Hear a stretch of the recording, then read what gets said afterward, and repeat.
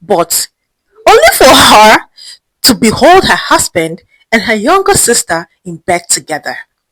She was really shocked because she didn't expect that in her wildest dream she would ever catch her husband having cannot knowledge of her younger sister. She went to church, still bothered, cried on her way back to church and all of that.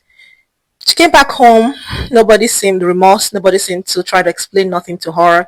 She tried to talk to her younger sister, but she was not paying attention to her. And that was shocking to her, so she decided to involve her parents.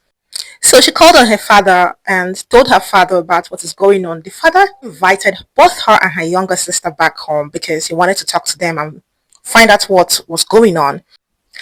She went ahead of her younger sister to answer their father's call. Later on, when the sister was to arrive, she arrived with her sister's husband. The father said, I didn't ask you to invite my son in law. I just want to have this conversation between my two girls.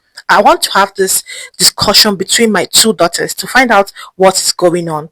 Why did you bring my son in law here? And this younger sister told the father that she figured out what the call was about and she decided to invite her sister's husband because he's part of the problem, he's part of the discussion as far as she's concerned. The father said, okay, since his son-in-law is already there, let's so they decided to have like a family um discussion on the matter.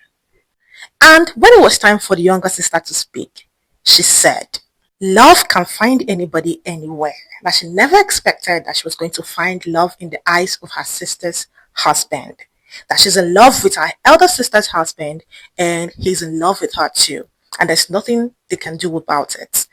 Which this particular elder sister's husband sat down and was nodding to what his wife's younger sister was saying. So he was concurring to what she was saying that yes, he's in love with his wife's younger sister in all of that.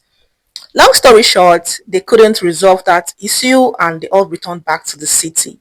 But at some point, she tried to talk to her younger sister, making her understand that what she's doing is hurting her. But they started giving her the silent treatment. The husband started treating her like she was a stranger. Nobody cared about her nor her children.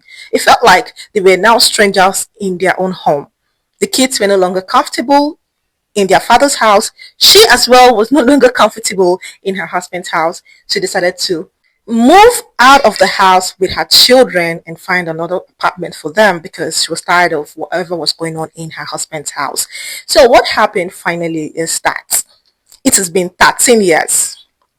According to her, it